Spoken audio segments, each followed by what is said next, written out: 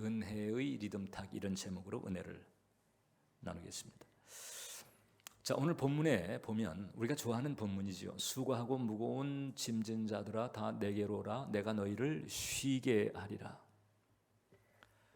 자, 우리에게는 사실 짐들이 있어요. 수고하고 무거운 짐들 없는 사람이 없습니다. 이 모양 저 모양, 또 무게 혹은 사이즈의 차이가 있을 수는 있지만 짐이 없는 사람들은 없어요.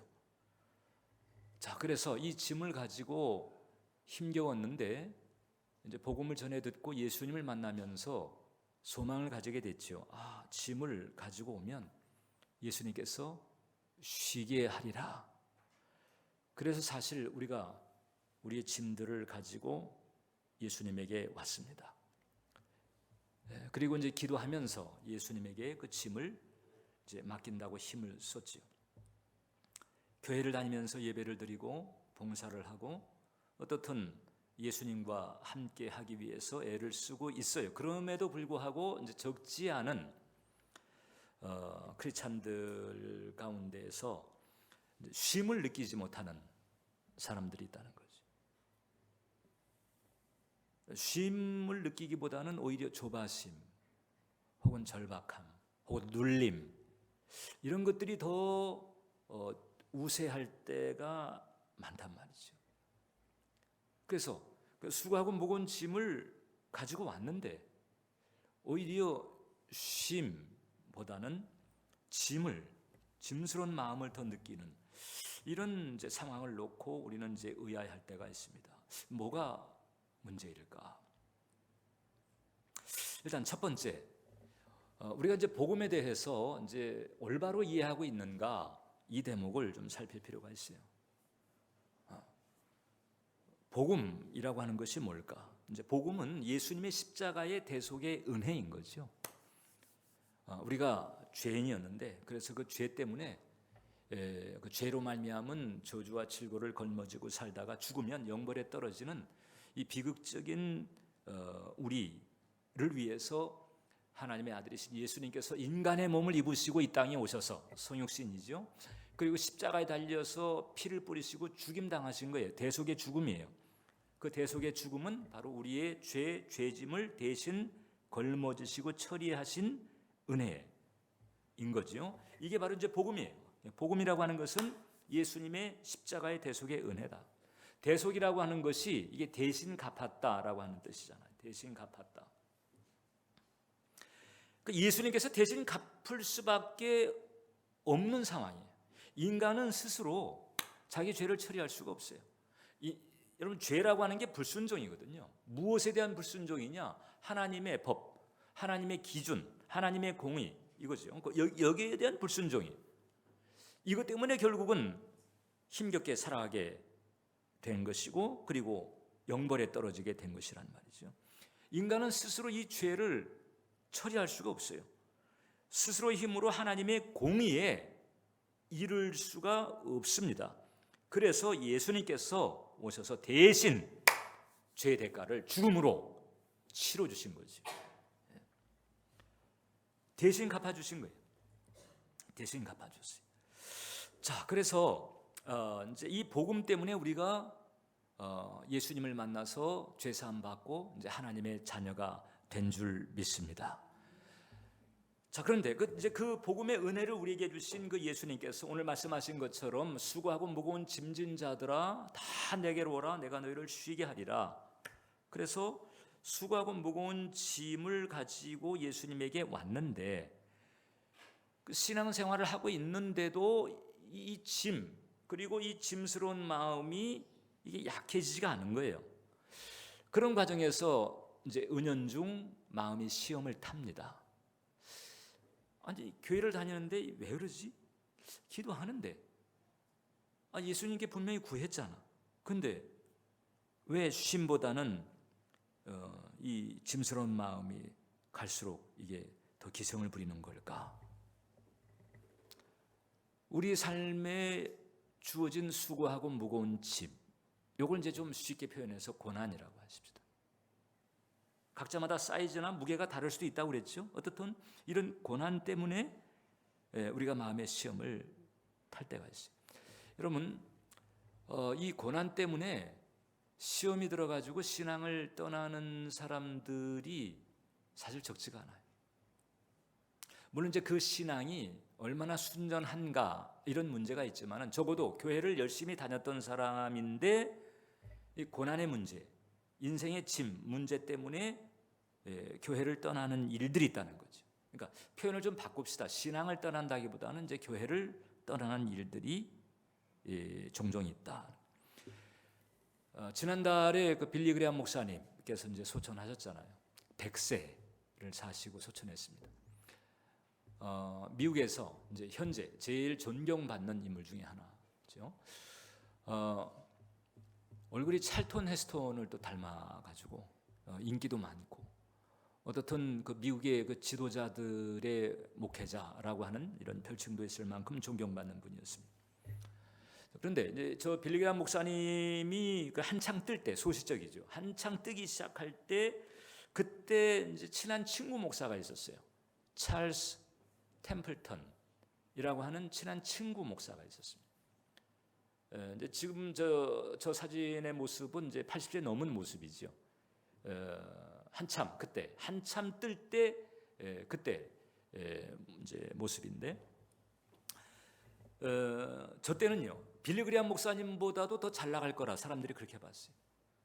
왜냐하면 그 템플턴 목사님이 인도하는 집회에 사람들이 더 많이 왔고 어떻든 더 많은 어떤 효과를 봤단 말이죠. 아, 대단하다 이렇게 생각을 했었는데 어느 날 어느 시점에서 저 템플턴 목사가 교회를 떠났어요. 그리고 오히려 이제 기독교 신앙을 공격하고 그다음에 빌리 그레이엄 목사님의 그 신앙마저 흔드는 이런 일을 하게 됩니다. 성경을 믿냐? 뭐 이렇게. 아니 왜 그렇게 됐을까? 왜 그렇게 달라진 거지? 이제 궁금했죠. 기자가 한번 알아봤습니다. 이제 훨씬 세월이 지난 뒤에 무엇 때문일까? 그래서 이제 인터뷰를 하게 됐는데 인터뷰 과정에서 얘기를 한 거죠.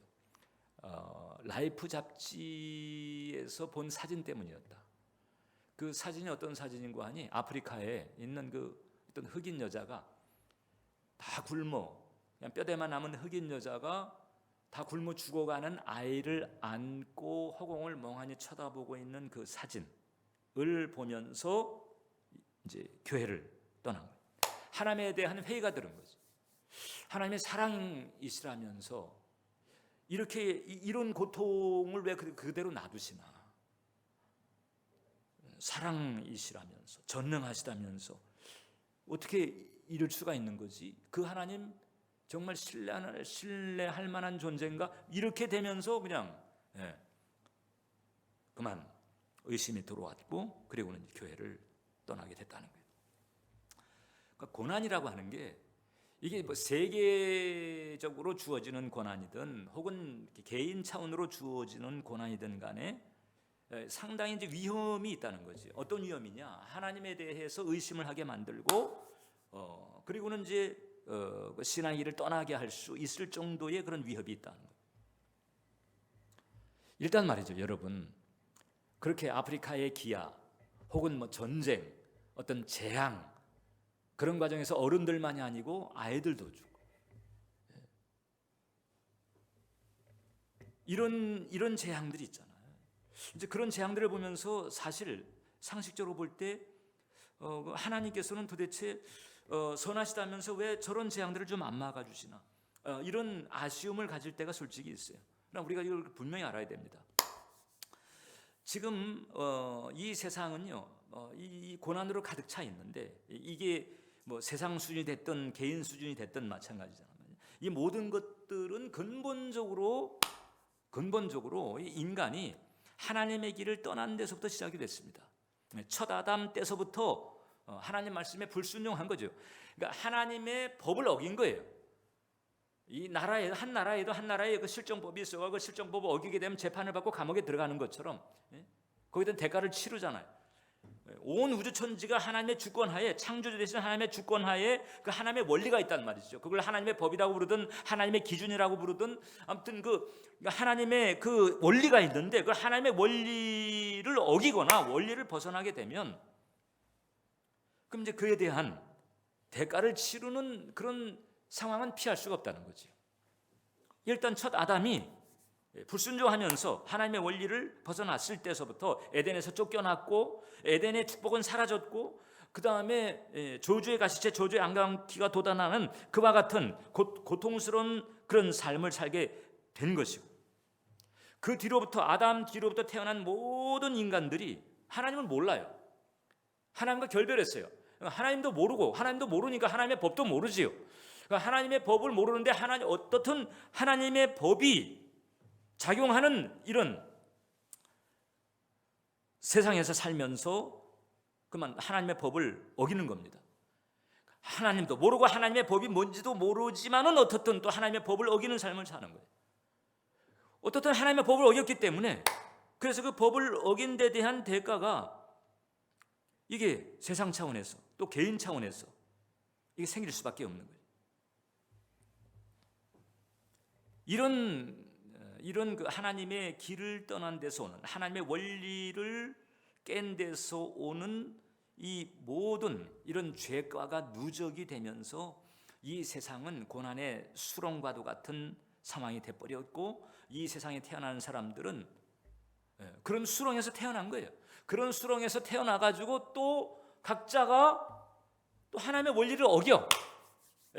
하나님도 모르지만, 하나님의 원리도 모르지만 어떻든 하나님의 원리를 어기는 삶은 피할 수가 없잖아요. 하나님의 원리를 어겼으면 하나님의 원리를 어긴 데 대한 또 대가는 피할 수가 없는 거예요. 그래서 이 하나님의 원리를 어겼는지조차도 모르면서 하나님의 원리를 어기는 삶을 살고, 그 결과 하나님의 원리를 어긴 데 대한 대가를, 하나님의 원리를 어긴 데 대한 대가인 줄도 모르고 치르면서 살아가는 거죠.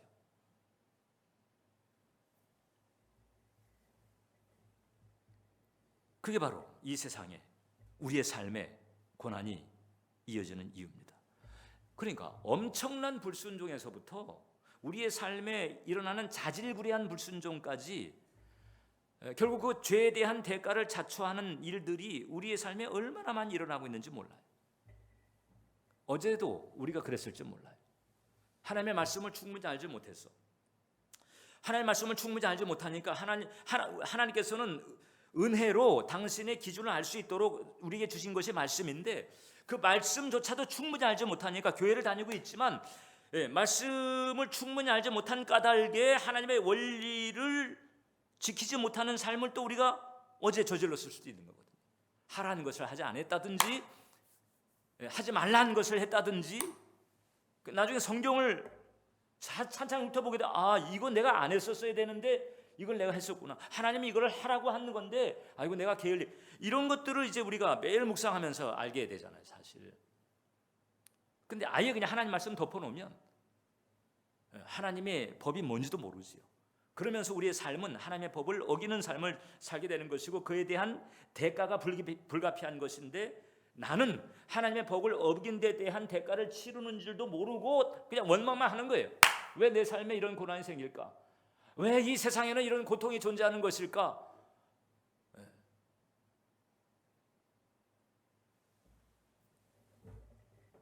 복음이라고 하는 것이 왜 의미가 있는지 아죠? 복음이 왜 은혜가 되는 거 아니?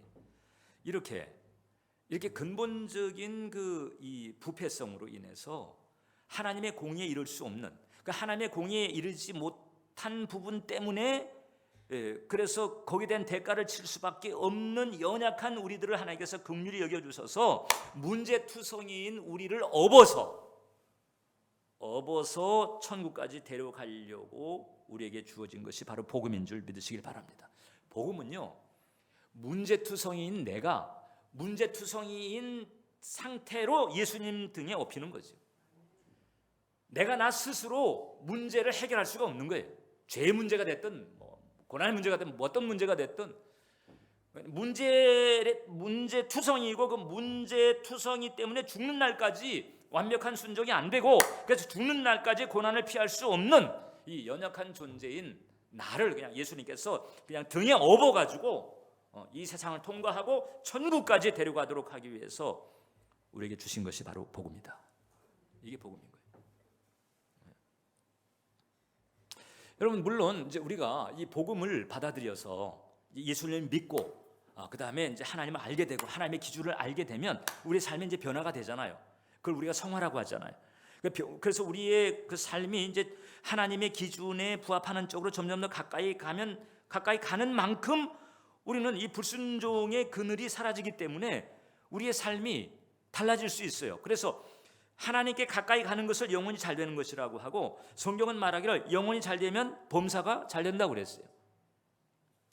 자, 근데 이걸 분명히 알아야 됩니다. 영혼이 잘됨 같이 범사가 잘 되는 거죠. 범사가 잘 되게 하려고 영혼을 잘 되게 하는 게 아니에요.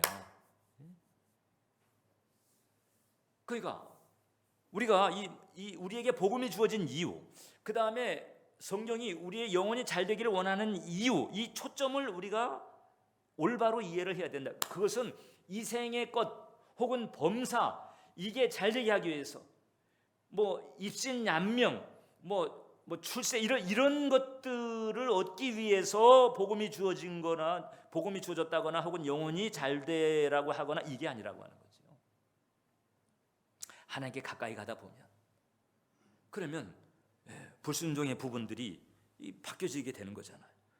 그러면 그에 대한 그늘도 사라지게 되는 거죠. 그러니까 범사가 잘 되는 쪽으로 변화가 되게 돼 있는 거예요. 근데 제가 이제 이 말씀을 묵상하면서 깨달은 게 그거예요. 과연 나는 교회를 다니면서도 이 영혼이 잘 되게 하는 것에 자신이 있을까? 우리가 예수님을 만남으로 영혼이 잘 되게 될 수 있는 조건을 우리가 얻게 됐잖아요. 영혼이 잘 될 수 있는 그와 같은 길에 우리가 들어서긴 했는데 정말로 중생한 이후에 우리가 이 교회 생활에 익숙해진 거 말고 하나님의 의의 기준에 정말 얼마만큼 우리가 늘 더 가까이 다가가고 있고 정말 영혼이 계속 잘 돼가는 이런 변화가 얼마나 우리에게는 잘 이루어지고 있는 것인가, 이런 대목에서 사실 부끄러울 때가 적지가 않아요. 늘 제가 얘기합니다마는 매일 물두멍 말씀 묵상하면서 깨닫는 게 뭐예요? 매일마다 성경 말씀을 보게 되면 회개거리가 나와. 아이고, 내가 이게 또 부족했고, 아이고, 내가 이것도 못했네. 매일 회개거리가 나오는 거죠. 그나마 그래도 묵상을 하게 되면 뭐가 얼마만큼 모자란지 알게 돼서 그나마 회개라도 하는데, 근데 묵상도 안 하면 뭐가 얼마만큼 모자란지도 모르는 거죠. 뭐가 얼마만큼 모자란지도 모르면서 그 모자란 데 대한 대가는 내가 내 삶에서 또 지는 거예요.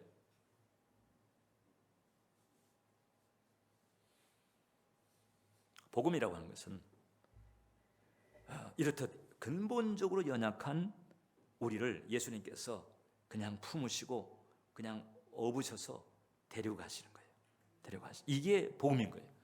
그래서 이런 그 복음의 은혜를 받고 예수님 등에 업혀가지고 예수님과 함께 가다가 보니까 이제 영혼이 변화가 오고 영혼이 잘 돼서 그래서 삶에도 변화가 오는, 이것이 바로 이게 질서인 거예요. 이게 흐름인 거죠. 그래서 여러분, 이 복음적 신앙이라고 하는 것은요, 나에게 초점이 있는 게 아니에요. 복음적 신앙이라는 것은 철저하게 예수님에게 초점이 있다. 무슨 얘기인가 하니, 복음적 신앙이라고 하는 것은 내가 이제 교회를 다니면서 내가 얼마나 변했는지, 내가 뭐 어떤 이제 수준을 놓고 그 수준에 내가 이르렀는지 안 이르렀는지, 나의 행동, 나의 순종, 나의 반응, 나의 변화, 나에게 초점이 있는 것이 아니고, 이 복음적 신앙이라고 해서 철저하게 예수님께서 뭘 하셨는가, 예수님께서 어떤 걸 이루셨는가, 예수님께 날 위해서 하신 것이 무엇인가, 철저하게 예수님과 예수님이 이루신 일에 집중하는 거죠. 이게 바로 복음적 신앙이에요. 고난에 대한 이해도 정리할 필요가 있어요. 왜냐하면 이 고난 자체를 우리가 이거 문제로 보게 되면요, 우리는 죽는 날까지 사실 크든 작든 고난을 피할 수가 없기 때문에 그럼 죽는 날까지 문제에 눌려가지고 지낼 수밖에 없다는 것이거든요. 근데 고난이라고 하는 것은 이게 나의 잘못이 됐든 타인의 잘못이 됐든 간에 어떻든 고난 자체는 우리에게 가르쳐주는 게 뭔가 하니 이 세상이 얼마나 하나님의 기준에서 멀어져 있는지, 이 세상이 얼마나 하나님의 그 법에서 망가져 있는지, 그리고 내가 얼마나 망가져 있는지 이것을 깨닫게 만들어요. 그리고는 복음으로 나오게 만드는 거지. 고난은 그래서 그런 연약함을 깨달은 인간으로 하여금 나로 안 되니까, 내가 할 수 없는 거니까 그냥 복음으로 나와서 예수님 등에 업히게 만드는 것이다. 이게 바로 복음인 거예요. 이게. 그래서 지금도 예수님께서는 여러분들과 함께 하면서 여러분들을 업어서 옮겨가기를 원하시는 줄 믿습니다. 철저하게 우리가 예수님께 집중하는 게 필요하다.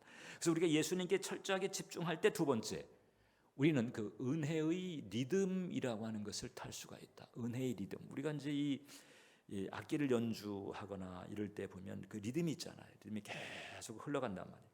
피아노나 키보드나 그 리듬을 타고 계속 흘러가면서 감미로운 선율을 타고 이제 그런 그 흐름을 가질 수 있는 것이거든요. 그런 은혜의 리듬이 있다는 거죠. 은혜의 리듬을 타면 우리가 쉼을 얻을 수 있다. 고난 중에도 그래요. 수고하고 무거운 짐이 있어도, 수고하고 무거운 짐이 사라지는 게 아니에요. 수고하고 무거운 짐이 있어도 쉼을 얻을 수 있다 하는 거거든요. 은혜의 리듬을 타면. 그럼 은혜의 리듬을 탄다는 게 어떤 것일까? 이제 오늘 예수님께서 우리에게 그런 말씀했습니다. 수고하고 무거운 짐진 자 다 내게로 내가 너희를 쉬게 하리라. 너희는 나의 멍에를 메고 내게 배우라. 나의 멍에를 메라. 나의 멍에를 메라. 여러분, 이스라엘은요, 그 논밭에서 일을 할 때 이제 소를 부리잖아요. 그럼 이제 우리나라 같은 경우는 소 한 마리 이렇게 달구지 이렇게 매달아 가지고 이렇게 가는데, 이스라엘은 꼭 그 쌍으로 갑니다. 그래서 멍에를 메면 그 두 마리를 넣어요. 그 한 결이라고 그러죠. 결이. 성경에서 이 결이라고 하는 표현이 이제 자주 등장하는데 두 마리를 넣다. 근데 이제 종종 이제 송아지가 있잖아요. 이제 송아지가 이제 커가면서 일을 해야 되는데 일을 배워야 된단 말이죠. 그럴 때 어떻게 하는 거 하니? 어미소하고 같은 멍에 집어넣어. 그 어미소가 멍에를 딱 메고 있으면은 거기에 송아지를 갖다 붙여요. 그럼 송아지가 멍에 안에 들어가긴 했지만은 사실상 멍에는 어미가 맨 거예요. 어미가 일을 다 해. 그 송아지는 옆에서 따라가는 거죠. 옆에 따라가면서 어미가 어떻게 하는지 이것을 보면서 느끼면서 따라하는 거지요. 나의 멍에를 메고 내게 배우라 할 때는 바로 이제 그런 모습을 예수님께서 생각하시면서 하실 말씀이죠. 그러니까 내 멍에 안에 들어와라. 그건 내가 그냥 메고 가는 거야. 근데 너는 그 멍에 안에서 나를 보고 나를 느끼고 나를 배우고 나를 따라하고 나를 본받으면 돼. 이거지요. 이렇게 가면 쉬게 되리라 하는 거거든요. 쉬게 되리라. 이게 이제 재밌는 게 오늘 본문에 보면요, 수고하고 무거운 짐진 자들아 다 내게로 와서 짐 놓고 가, 이게 아니에요. 사실 저는 그냥 은연중 뭐 그게 뭐 상식적인 거 아니겠어? 짐을 가져오라고 그랬으면 그럼 놓고 가, 내가 알아서 처리할게, 일단 가지고만 와봐. 사실 이제 우리가 그래서 이제 그 수고하고 무거운 짐을 가지고 와가지고 기도하면서 그 짐을 주님께 맡긴다고 생각하는 거잖아. 근데 오늘 본문을 보면요, 우리는 이제 그냥 상식적으로 당연하게 그렇게 되는 거 아니야? 이렇게 생각하고 그냥 넘어가는데 오늘 성경 보면 명백하게 짐 가지고 오너라, 그리고 짐 내려놓고 가, 이런 게 없어요. 수고하고 무거운 짐진 자라 다 내게로 와가지고 내게 배우라는 거지요. 그 짐을 내려놓으라든지 이런 게 없어요. 그 수고하고 무거운 짐을 어떻게 하는 거 아니? 예수님께서 그 멍에로 당신이 이제 져주시는 거예요. 근데 우리 보고 그것을 놓고 가, 내려놔, 뭐 상식적으로 이제 그럴 수 있을 거예요. 그런데 예수님은 그런 데 대해서는 명백하게 아주 클리어하게 말씀하지 않았어요. 예수님께서 클리어하게 말씀하신 대목은 뭔고 하니 내 멍에를 메고 내게 배워. 수고하고 무거운 짐을 따라 내게 와서 내게 배워라. 내 멍에 안에 들어와서 내게 배워라 이거죠. 그걸 해야 되는 거예요. 그렇게 되면 쉼을 얻는다는 거죠. 그렇게 되면 쉼을 얻는다. 신앙생활하면서 신앙생활이 내 인생의 문제를 주님께 맡겨서 내 인생의 문제 해결받는 거야. 그게 교회 다니는 이유야. 이렇게 이제 생각할 때가 있거든요. 근데 그런 그 효과가 있긴 하지만은 그게 다는 아니란 말이죠. 그거는 부대 효과예요. 진짜 우리가 교회 다니면서 해야 될 일은 예수님의 멍에 안에 들어가서 예수님을 배우는 거예요. 수고하고 무거운 짐이 있어도 수고하고 무거운 짐을 가지고 와서는 그 다음에 예수님 멍에 안에 들어가서 예수님을 배워야 된단 말이죠. 예수님을 배워. 그러니까 우리는 그냥 예수님을 단지 해결사로만 생각하는 경향이 많아. 그래가지고 기도를 맡겼는데 왜 해결이 안 되는 거지요? 또 다른 문제가 생겨. 이게 뭐지요? 하나님 날 사랑하는 거예요? 하나님 선하신 분이에요? 이 신앙이 이런 거예요? 근데 예수님은 말하는 거예요. 내게 배우라는, 내게 배우라, 내게 배우라, 내게 배우라. 물론 기도하라, 내 짐을 맡겨라, 내 염려를 맡겨라 이렇게 말씀하셨는데 그냥 기도하고 짐을 맡겨가지고 그게 해소가 돼서 짐스러운 마음이 사라지고 쉼이 왔다 그러면 감사할 일이죠. 근데 기도하고 틀림없이 맡겼는데도 불구하고 계속 여전히 그 수고하고 무거운 짐의 무게가 이게 만만치 않다. 쉼보다는 짐스러운 그런 느낌이 더 강하다. 이럴 때는 배워야 되는 거지. 일단 예수를 배워야 되는 거예요. 여기서 배운다라고 하는 게 뭘까? 유진 피터슨, 우리가 이제 그 메시지 성경을 읽는데 거기 보면 같은 우리가 오늘 읽은 대목의 본문을 그렇게 얘기하고 있어요. Walk with me, 나와 함께 걷고 walk with me, 나와 함께 일하라. with me, 나와 함께 걷고 나와 함께 일하자는 거죠. 이 마태복음 11장 28절 이하의 이 본문을 이제 메시지 성경으로 보게 되면 이렇게 얘기합니다. 한번 보세요. 너희는 피곤하고 지쳤느냐? 종교 생활에 탈진했느냐? 나에게 오너라. 나와 함께 길을 나서면 너희 삶은 회복될 것이다. 내가 너희에게 쉬는 법을 가르쳐 주겠다. 나와 함께 걷고 나와 함께 일하여라. 내가 어떻게 하는지 잘 보아라. 이게 제대로 쉬는 법이에요. 자연스러운 은혜의 리듬을 배워라. 송아지가 어미소가 어떻게 하는지 그냥 같이 따라다니면서 그 흐름을 타면서 배우는 것처럼 나와 함께 걷고 나와 함께 일하고 내가 어떻게 하는지 보면서 은혜의 리듬을 배워라. 그래서 은혜의 리듬 타기가 여기서 나온 거죠. 제목이 은혜의 리듬을 배워라. 예수님과 함께 걷고 예수님과 함께 일하고 예수님이 어떻게 하는지 보면서 가는 게 은혜의 리듬을 타는 거예요. 그러면 쉼이 있어요. 수고하고 무거운 짐이 있어도 인생의 풍랑이 있어도 쉼을 얻을 수 있다. 쉼을 얻을 수 있다. 그래서 이 은혜의 리듬을 타기 위해서 우리가 해야 되는 게 뭔가 하니 일단 예수님을 존중하는 마음이 필요합니다. 내가 그분의 멍에 안에 들어갔어요. 그분을 존중해야죠. 그분을 의식하고 그분을 부르고 그분을 존중하는 그런 마음이 필요하죠. 그리고 예수님과 이제 함께 하고 있잖아요. 예수님과 함께 한다는 것의 초점이 또 이렇게 잘못 왜곡되지 않도록 해야 됩니다. 왜냐하면 아까도 제가 말씀드렸잖아요. 우리가 복음의 초점이라고 하는 것을 이 생의 문제를 해결하는 데 초점을 두는 경향이 우리에게는 많다. 예수님 섬기는 이유가 예수님의 해결사로만 생각하는 거예요. 인생의 문제. 예수님을 배우려고 하는 게 아니고 예수님을 해결사로만 생각하는 경향이 우리에게는 상당히 많이 있어요. 근데 예수님을 배워야 되는 것이거든요. 영혼이 잘 된다라고 하는 것도 영혼이 잘 되다 보면 즉 하나님의 원리를 따라 살다 보게 되면 그러면 범사가 잘 되는 변화가 따라오게 되는 거지 범사가 잘 되려고 영혼이 잘 돼야 돼 이건 아니란 말이죠. 예수님과 함께 한다는 것도 마찬가지입니다. 예수님과 함께 한다는 것에 초점을 또 썩어질 것에 우리는 자꾸 두려고 하게 돼요. 예수님과 함께 하는데 왜 이런 일이 생기지? 이건 또 뭐야? 왜 이렇게 끊임없이 첩첩산중이야? 왜 예수님과 함께 하는데 자꾸 우리는 이생의 어떤 나타나는 현상, 이생에 주어지는 어떤 상황들을 놓고 자꾸 그 신앙의 초점을 거기다 맞춘단 말이죠. 그게 아니란 말이죠. 그게 아니고 신앙의 진정한 초점은 예수님과 함께하면서 예수님을 배우는 거예요. 예수님 뭘 하는지를 배우는 거죠. 썩어질 것에 초점을 둬서는 안 돼요. 자꾸 우리는 그런 경향을 뿌리치지를 못해요. 사실 예수님도 이해를 하실 거예요. 왜냐하면 눈에 보이는 이 세상을 살아가면서 생존 문제로 다급하고 현실 문제로 사실 치이는 것이 우리 인생의 본질이니까 예수님도 이해는 하실 거예요. 그래 예수님이 이해는 하시더라도 우리가 자꾸 그냥 그런 이 세상적인 경향에 자꾸 휩쓸리면 안 된다는 거지. 여러분 생각해 보세요. 예수님이 멍에를 맸어요.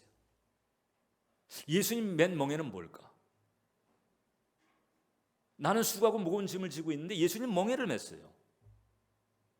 그럼 예수님 맨 멍에는 뭘까? 예수님도 멍에가 있는 거죠.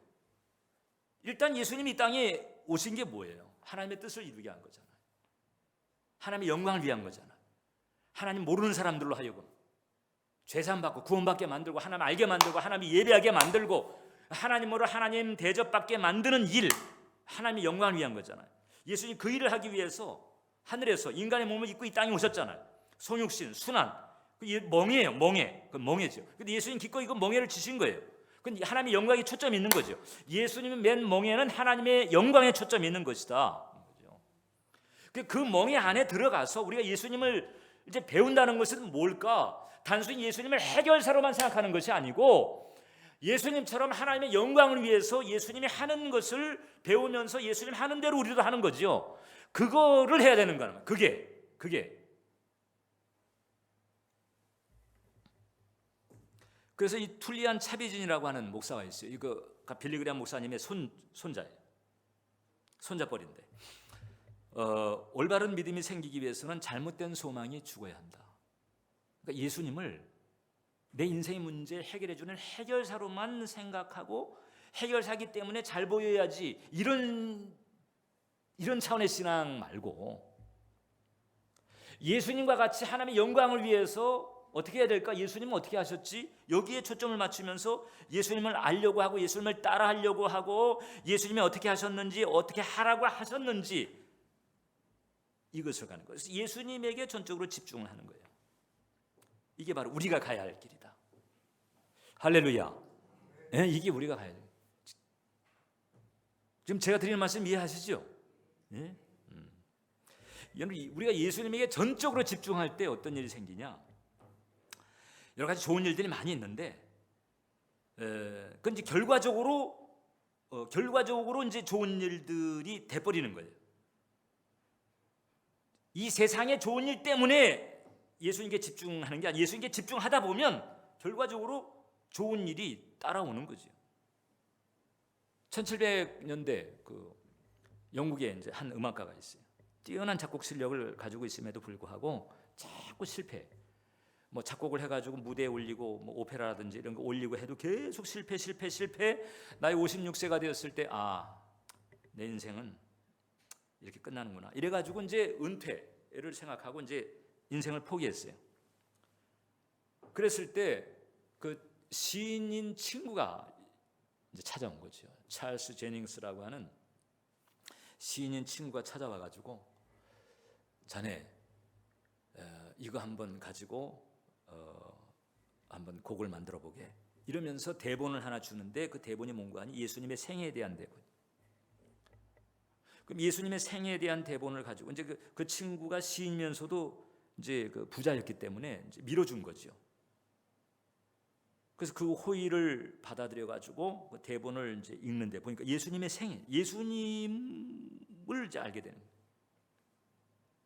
그러면서 이걸 가지고 이제 곡을 만들어 보라고 그랬으니까 예수님의 생애에 집중하게 된 거예요. 그러면서 그 마음이 회복되기 시작한 거예요. 패배감, 체념, 자포자기, 심지어는 저주의식 이런 데서 마음이 회복되기 시작해가지고 그 마음이 회복되니까 친구가 이제 그런 변화를 보면서 그런 얘기했습니다. 이 말씀의 주인이 자네를 다시 일으켜 세울 것이네. 이렇게 이제 얘기를 한 거죠. 그래서 그 대본을 이제 들고 이 사람이 24일간 침식을 잊은 채 작곡에 들어갑니다. 대략 감 잡으셨으리라 생각해요. 바로 핸델이고 그 메시아가 그랬다는 생각. 메시아. 그것 때문에 핸델의 인생에 그 반전이 왔습니다. 지금 메시아 그 곡 매년마다 특히 연말이면 예수님에게 집중을 해버리니까, 예수님에게 빠져버리니까 그런 영광 따라와요. 그런 영광 회복이 되고 영광을 덧입게 되고 은혜의 리듬을 타는, 예수님을 알면서 예수님의 그 은혜의 리듬을 타니까, 그리고 예수님이 하신 것처럼 이제 그 하나님의 영광을 위해서 이 땅에서 하나님의 뜻을 이루는 그와 같은 삶을 사는 거죠. 이제 그런 쪽으로 집중을 해버리니까 그 삶에 놀라운 변화가 다가오게 된다. 요즘 여러분 우리는 죽을 때까지 사실 크든 작든 이런 그 고난이라고 하는 것을 우리가 하나도 없이 그냥 깨끗하게 벗어나는 이런 때는 없어요. 이 땅에 사는 한 고통이 사라지기를 원하지요. 그러나 이 땅에 사는 한 아까도 얘기한 것처럼 우리가 살고 있는 이 세상 자체가 아담의 타락 이래로 고통의 수렁 같은 데가 됐기 때문에 고통을 안 묻힐 수가 없어요. 안 묻힐 수가 없어요. 내 잘못이 아니라 할지라도 타인의 잘못 때문에라도 이 고통을 안 묻힐 수가 없는 이런 세상에 우리가 살고 있는 거죠. 이런 세상에서 우리가 어떻게 쉼을 누리면서 안식을 누리면서 살아갈 수가 있느냐? 예수님 멍에 안에 들어가서 예수님을 배우면서 예수님의 은혜의 흐름을 타는 거예요. 제가 이제 요 부분을 계속 이제 묵상을 하면서 제 그 목회 사역의 초점의 오류라고 하는 것을 제가 좀 각성을 했습니다. 왜냐하면 아까도 여러분들에게 제가 얘기했죠. 여러분들 중에도 그렇게 생각하는 분들이 있을 수 있는 것처럼 나도 목회자도 마찬가지거든요. 예수님을 짐꾼으로 생각하는 거예요. 수고하고 무거운 짐을 가지고 가서 자 이제 이거 가져오라고 그랬죠. 자 짐 맡아주세요. 예수님을 짐꾼으로 생각하려는 경향 사실상 그래요. 사실상 솔직히 까놓고 얘기하면 예수님을 짐꾼으로 생각해요.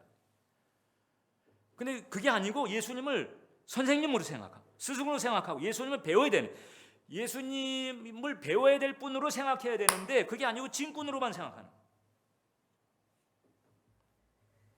근데 예수님은 그거잖아요. 내려놓고 가 이게 아니고 짐에 대해서는 가져오라고 그랬는데 가져온 그 짐에 대해서는 이렇게 하라 저렇게 하라 말씀이 없어요.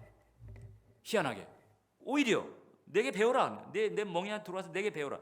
일단 그렇게 되면 이제 내가 가져온 그 짐은 예수님의 멍에로 옮겨지겠죠. 그런 은혜가 당연히 있을. 그리고 내게 배우라는 거죠. 내게 배우라. 내게 배우라. 예수님께서 하나님의 영광을 위해서 어떻게 낮아지셨는지, 그럼 이렇게 낮아짐에 대해서 우리도 좀 배워야 되는 것이거든요. 그래서 낮아져가지고 이 세상에 오셔서 예수님께서 어떻게 하셨는지, 용서하시고 사랑하시고 진리를 전하시고 품으시고 함께 울고 함께 웃고 이런 부분들을 내가 내 삶에서 실천해야 되는 거죠. 예수님께서 우리의 삶에 보실 때 그래 그거 내가 했던 거야. 잘 봤구나. 너 그거 하고 있네. 그래 잘하고. 좀 이렇게 할 부분들이 좀 있어야 된단 말이죠. 이게 맞아 내가 그랬어. 내가 너희 그것을 보기를 원했고 그것을 좀 따라하기를 원했어. 맞아 잘하고 있어. 예수님께서 내 삶에 우리의 삶에 그렇게 말씀하실 수 있는 것들이 있어야 된단 말이죠. 근데 나는 이제까지 목회하면서 사실 많은 시간을 성도들에게 예수님을 짐꾼으로 소개를 했어요. 짐 있으세요? 가져오세요. 맡기세요. 물론 양육도 하고 제자 훈련도 하고 티칭도 하고 물론 했지요. 했는데 그게 다 짐꾼에게 잘 보이기 위한, 짐을 해결해 주실 분의 기분을 맞추기 위한 이런 틀에서 크게 벗어난 적이 얼마나 되든가 하는 대목에서 제가 이게 이제 각성이 왔다는 거죠. 그러니까 수고하고 무거운 짐을 가져오라고 그랬는데 가져왔는데 수고하고 무거운 짐에 대해서 그걸 놓고 다루는 게 아니고 너 내게 배워 이렇게 단대요. 내게 배워. 그 예수님께 배우면 수고하고 무거운 짐이 있어도 은혜의 리듬을 탈 수가 있는 것이고 그것을 쉼을 얻을 수가 있는 것이고 평강을 얻을 수가 있는 것이고 우리는 승리할 수가 있다는 거죠. 죽을 때까지 인생에 짐 없이 어떻게 살겠어요? 이 세상에서. 심지어 뭐 나이가 들어가지고 병원에 있게 그럼 지병이 없어도 노환이라고 하는 짐이 오잖아요. 이게. 그럼 노환이 다가왔을 때 아이고 어떻게 이런 게 오나 그냥 이것 때문에 또 그것을 부정적으로 생각하고 눌리거나 이러지 말자는 거죠. 어떻든 모든 짐이 있어도 우리는 쉼을 얻을 수가 있다. 예수님께 배우는 게 필요하다. 오히려 배우려고 하고 그다음에 그 은혜의 리듬을 타는 이런 길을 가는 게 중요하다. 우리의 최상은 은혜의 리듬을 타는 것이다. 예수님이 짐꾼이 기꺼이 되어주시긴 하지만 그렇다고 해서 우리가 그분을 짐꾼으로만 생각해서는 안 된다. 그래서 복음서에 예수님께서 보여주신 부분들을 우리가 삶에서 실천해야 되는 거예요. 인간관계에서, 직장에서, 가정에서, 사업장에서 또 하나님과의 관계에서 예수님께서 하셨던 부분들을 내가 좀 실천하는 거죠. 보고 실천하는 거예요. 그러니까 짐만 갖다 맡길 생각하지 말고 그게 바로 예수님 멍에 안에 들어가서 예수님을 배우는 거예요. 그러면 쉼이 오게 될 것입니다. 그래서 예수님께 몰입하는 게 필요하지. 생각을 몰입해야 돼. 왜냐하면 몸이 멍이 안에 있어도 마음이 자꾸 삐지고 나가요. 멍의 바깥을 삐지고 나가요. 예수님의 그 은혜의 리듬을 타는 게 아니고 자꾸 내 생각이 부정적으로, 비관적으로, 패배적으로 자꾸 삐져나가요. 그거 다시 간수를 해야 돼. 예수님 멍이 안으로. 시간을 투자해야 됩니다. 예수님이 어떻게 하셨는지 이걸 연구를 해야 되고 그걸 또 내면화해야 되고 묵상을 해야 되고 그리고 또 기도도 해야 되고 생각을 몰입시켜야 되고 시간을 투자해야 되는 것이고 이런 노력이 필요한 거지. 쉼을 얻으려면 짐이 있든 없든 모든 지각에 따른 그리스도의 평강을 얻으려면 우리가 이 길을 가야 된다. 예수님께 배우는 길을 가야 된다. 기도하겠습니다. 하나님,